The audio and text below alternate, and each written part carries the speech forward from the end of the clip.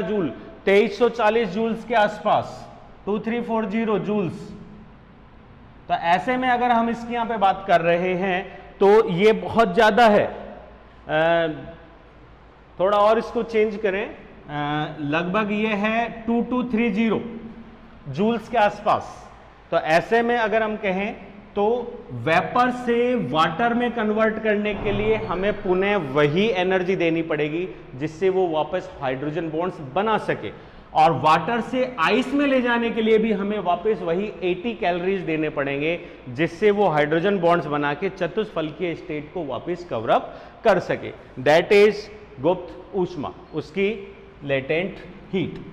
और इसी को अगर आप समझें तो ये रिवर्सिबल जो है क्या बोलते हैं प्रोसेस है। यहां पे है हीट ऑफ फ्यूजन। फ्यूजन का मतलब हो गया संलयन। ये दोनों एनर्जीज या दोनों प्रोसेस एक दूसरे के विपरीत हैं लेकिन समान हैं। मतलब लेटेंट हीट में आप कर रहे हैं solid to liquid, liquid to vapour, जबकि फ्यूजन में हम कर रहे हैं वेपर को कंडेंस करके लिक्विड और लिक्विड को कंडेंस करके किस में लेके जा रहे हैं, सॉलिड में। दोनों एक दूसरे के विपरीत प्रोसेस हैं लेकिन दोनों का मान बिल्कुल समान होता है। Latent heat. फिर अब आगे चलते हैं इसी में, इसकी फिजिकल प्रॉपर्टीज में। तो यहां पे हम लेके चल सकते हैं डेंसिटी।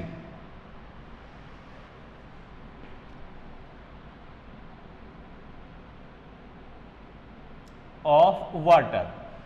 डेंसिटी की हम बात करें तो डेंसिटी हो गया घनत्व, डेंसिटी हो गया घनत्व। और घनत्व के लिए अगर हम कहें तो वाटर का घनत्व 4 डिग्री सेंटीग्रेड पे सबसे मैक्सिमम होता है, 4 डिग्री सेंटीग्रेड पे सबसे मैक्सिमम होता है। ऐसे में अगर हम बात करें तो आइस का जो डेंसिटी है वो बहुत ही लो है वाटर से। वाटर से आइस की डेंसिटी बहुत कम है। ऐसे में आइस सदैव वाटर के ऊपर तैरती है। एक क्वेश्चन आता है हमेशा, जनरल नॉलेज से संबंधित है, कंपटीशन में भी पूछा जाता है। जैसे कि वाटर को एक ग्लास में भरा हुआ एक लेवल पे, उसमें हम एक सेंटीमीटर बाई 1 सेंटीमीटर का एक आइस क्यूब डालते हैं, तो पूछा जाता है कि जब आइस पिघलेगी तो वाटर लेवल इंक्रीज होगा, डिक्रीज होगा या सेम रहेगा। तो ऐसे में उसका रिजल्ट जो है वो आता है कि वाटर लेवल बिल्कुल सेम रहेगा। क्यों? क्योंकि वाटर की डेंसिटी आइस के तुलना में बहुत ज्यादा है और सरफेस लेवल तभी इंक्रीज होगा जब दोनों पदार्थों की डेंसिटी सेम होगी, जब तक नहीं होगा अतः आइस उसमें पिघल जाएगी लेकिन उसकी सरफेस इंक्रीज नहीं होगी। तो घनत्व कम होने के कारण आइस का वॉल्यूम ज्यादा हो सकता है लेकिन उसकी डेंसिटी क्या होती है, कम। इसके बाद अगर हम चलें 9th पॉइंट की ओर तो दैट इज वेलोसिटी। वेलोसिटी नहीं, वेस्कोसिटी।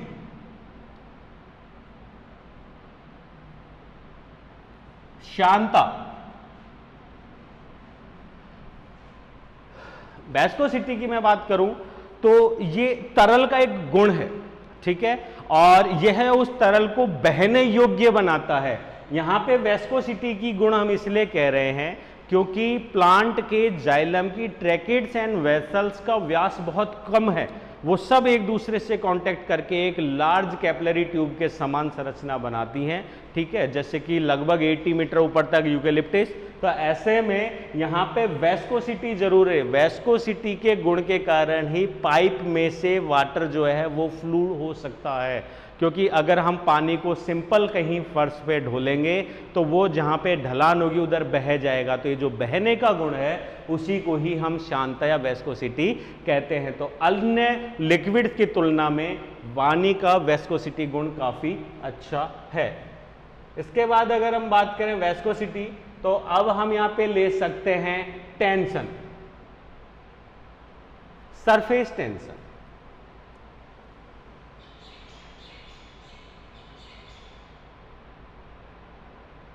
पृष्ठ तनाव। सरफेस टेंशन की हम बात कर रहे हैं। पृष्ठ तनाव, पृष्ठ तनाव के लिए अगर मैं आपसे कहूं तो वाटर मॉलिक्यूल्स दो वाटर मॉलिक्यूल्स के बीच में हाइड्रोजन बॉन्ड है और वो बहुत ही नाजुक होता है, सिंपल टेम्परेचर या दाब से वो टूट सकता है, परंतु वाटर मॉलिक्यूल्स की संख्या बहुत छोटी और इनका नंबर बहुत ज़्यादा है, इसकी वजह से इनके बीच में हाइड्रोजन बॉन्ड्स की संख्या भी बहुत ज़्यादा है, जो इसे बहुत प्रबल बॉन्ड बनाती है। तो ऐसे में जल की सतह, ये वाटर की सतह है, इस सतह के ऊपरी मॉलिक्यूल्स के बीच में बनने वाला हाइड्रोजन बॉन्ड इस सतह को टूटने का सदैव विरोध करता है। तो इस पर अगर हम एटीएम प्रेशर से ज्यादा की अगर अपन बात करें तो इस सरफेस टेंशन को तोड़ना बहुत मुश्किल है। यही वो गुण है जिसको सिंपल भाषा में मैं कहूं तो आपने देखा होगा कि पानी की बूंदें बनती हैं इस सरफेस टेंशन के कारण। पानी के मॉलिक्यूल्स विपरीत दिशा में विन्यास ऐसे ही नहीं फैल जाते, एक संगठित गोल ड्रॉप के रूप में बन जाते हैं, क्योंकि उनकी बाह्य सरफेस या हाइड्रोजन बॉन्ड्स उनको एक दूसरे से बांध लेता है। और दूसरी बात अगर मैं कहूं तो ये वही प्रेशर है जिसकी वजह से बड़े बड़े लोहे के जहाज पानी की सतह पर आसानी से तैर सकते हैं। और यहाँ पे इसका सबसे बड़ा जो उपयोग है वो ये है कि जब रूट से कलेक्ट किया हुआ पानी लीफ तक स्ट्रेस ट्रांसपायरेशन पुल द्वारा या आसंजन संसंजन बल सिद्धांत के अनुसार पुल थ्योरी द्वारा खींचा जाता है, तो इस सरफेस टेंशन के कारण ही वो टूटता नहीं है और बहुत ऊंचाई तक उसको खींचा या सख्त किया जा सकता है।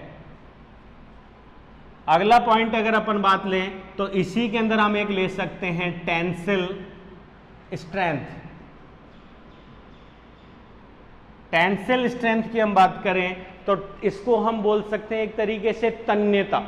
हालांकि ये वर्ड जो है ये धातुओं के लिए ज़्यादा यूज में होता है, जैसे कि कॉपर हो गया, आयरन हो गया, सोना हो गया। आपने देखा होगा कि एक धातु है भ्रंगुर प्रकार की, जिसे हम ज़्यादा खींचते हैं तो टूट जाती है, ठीक है। वहीं आपने एक चीज़ देखी होगी स्ट्रेस में, जैसे कि रबर, आप उसको लंबे से लंबा खींच सकते हैं स्ट्रेस। उसी तरीके से धातु, जैसे कि हम बात करें तो लोहे का बारीक से बारीक तार बनाते हैं टूट जाएगा, लेकिन स्टील का बारीक से बारीक तार बनाते हैं मजबूती के साथ बना रहता है। कॉपर है, गोल्ड है, इनमें टेंसिल स्ट्रेंथ बहुत ज़्यादा है और ये लंबाई तक खींचे जा सकते हैं, पर इनके बीच के बॉन्ड्स टूटते नहीं है।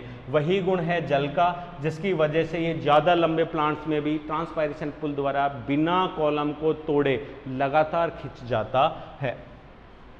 नेक्स्ट पॉइंट अगर हम यहाँ पे लें तो इसकी एक कंप्रेसिव स्ट्रेंथ के बारे में बात कर सकते हैं, जो कि एक तरीके से इसको कंप्रेस, दबने से या संपीड्य होने से बचाती है। तो हम ले सकते हैं इनकंप्रेसिव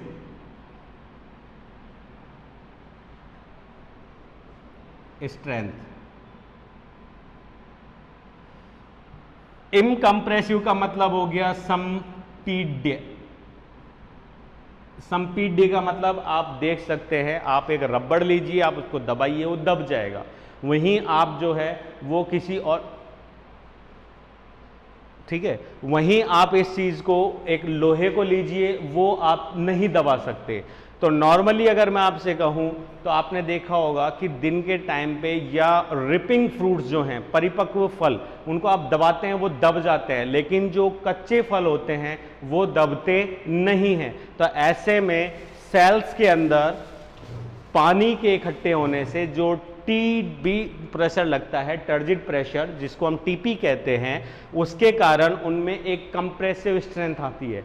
इसको एग्जाम्पल से मैं आपको समझाऊं तो केचुए में स्केलेटन नहीं पाया जाता, लेकिन उसकी सेल्स में वाटर के स्ट्रेंथ की वजह से उसमें एक कंप्रेसिव स्ट्रेंथ डेवलप हो जाती है, तो वो डीप इनसाइड द सॉइल भी बिना किसी दाब के आसानी से सर्वाइव कर सकता है। या प्लांट्स के रिगार्डिंग में आपसे बात करूं तो अंदर की जो रूट्स हैं वो बहुत सॉफ्ट है, रूट टिप्स या रूट हेयर्स की मैं बात करूं तो उनकी सेल्स में वाटर मॉलिक्यूल्स के एब्जॉर्प्शन से उनका टीपी मान हमेशा ज़्यादा रहता है और उस कंप्रेसिव स्ट्रेंथ के कारण वो मिट्टी की गहराइयों में या चट्टानों के बीच में आसानी से सर्वाइव करती हैं, दबती नहीं हैं, ठीक है। इसके बाद और मैं फिजिकल कैरेक्टर्स की अगर यहाँ पे बात करूँ तो आप ले सकते हैं ट्रांसपेरेंसी। वाटर जो है वो कलरलेस, ट्रांसपायर है, यही उसका सबसे बड़ा गुण है कि जो सनलाइट है वो गहरे ओशियन की बात करूँ तो खारा है, लेकिन अगर आप कोई स्वच्छ पानी की झील या स्वच्छ पानी की झील की बात करें या तालाब की बात करें, डैम की बात करें, तो उसमें मैक्सिमम 14 मीटर तक या उससे ज़्यादा तक पानी जो है वो अंदर वो लाइट जो है वो अंदर तक रिफ्लेक्ट हो सकती है, जिसकी वजह से अंदर के प्लैंक्टन्स हैं या जो वहाँ का इकोसिस्टम है वो डेवलप होता है बाय फोटोसिंथेसिस। उसके अलावा मैं बात करूँ तो पानी जो है वो कलर लेस हो गया लेकिन और टेस्ट लेस है। पानी को हमने अभी कहा पीएच के रूप में कि वो स्वादहीन है, ठीक है, लेकिन जोरदार गुण ये है कि हम उसमें कोई भी विले, अगर हम उसमें एसिडिक विलेज को डालते हैं तो उसका टेक्सचर जो है वो एसिडिक हो जाता है, और अगर हम उसमें बेसिक को डालते हैं तो उसका टेक्सचर जो है वो बेसिक कन्वर्ट हो जाता है। उसी तरीके से डाइज के लिए है कि जब हम उसमें कोई कलर मिलाते हैं तो वो उसी कलर का दिखाई देने लगता है। फिर उसके बाद अगर हम इसकी बात करें तो ये हमारे लिए एक रिएजेंट के रूप में भी प्रयुक्त होता है।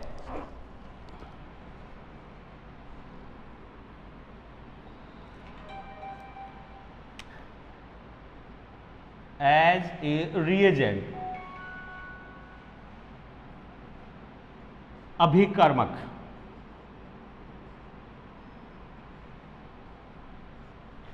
मैक्सिमम जो प्रोसेस है, अभिक्रियाएं हैं, उनमें एंजाइम्स क्रियाविधि को सक्रिय और निष्क्रिय करने का जो सिस्टम है वो एसिडिक पीएच, उनके आयन कंसंट्रेशन या पीएच के ऊपर डिपेंड करता है, और वही सारी चीज़ें रेगुलेट करता है वाटर।